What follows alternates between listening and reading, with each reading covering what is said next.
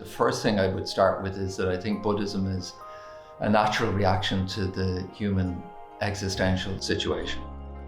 It really tackles those big questions of, why are we here? What is birth? What is death? And it just happened to happen 2,500 years ago in northern India with a particular man called Shakyamuni, Gautama Buddha.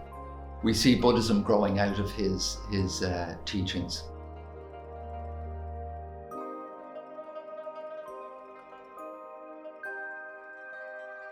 The philosopher historian Noah Yuval Harari called Buddhism a religion of natural law. What we call the Dharma in Buddhism is really a description of reality as it is. What is to be revealed about this world in Buddhism is already there. What Buddhism is really saying is that you must actually experience that yourself through practice, which is why we place such an importance on meditation.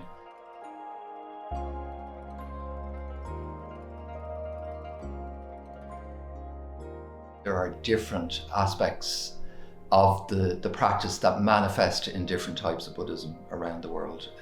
And this really is a legacy of its 2,500 year history. And culminating now, this period as being a world religion with many different forms. But I think what is core to Buddhism is still the original teachings of Shakyamuni Buddha himself. The Buddha's message was that we need to both look inward and outward, and that in fact there is no real dividing line between the two.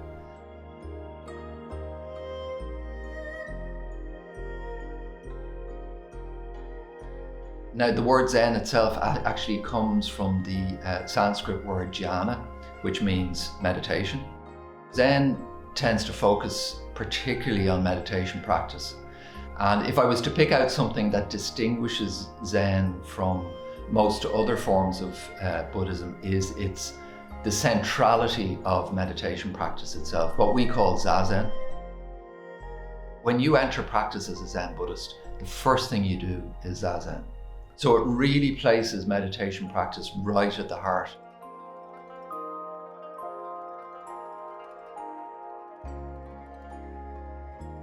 We all have an innate Buddha nature.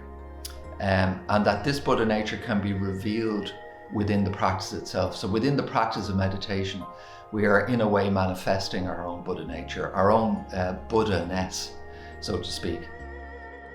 So really, there's no distinction between enlightenment and practice itself.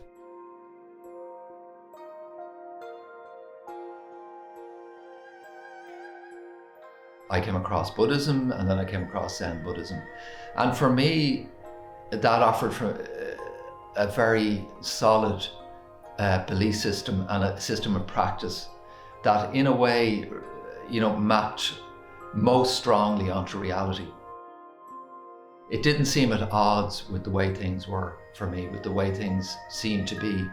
So there would be a de-emphasis on beliefs within Zen itself.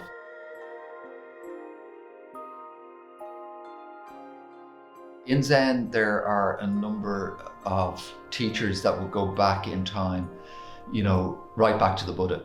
One of those teachers is Kodo Sawaki, and he said, Zazen is useless. Okay, so Zazen being the meditation practice. So I should unpack that a little bit. So to say that the core principle of your practice is useless seems a little controversial. But I think it's a very wise quote, because really, what is useless about Zazen and what is important about that uselessness is that really within the practice itself, we're not striving after a goal. We're not trying to acquire something from the practice. And this is really a really deep teaching within Zen itself. We're looking for radical acceptance in what is happening in that moment, whatever it might be.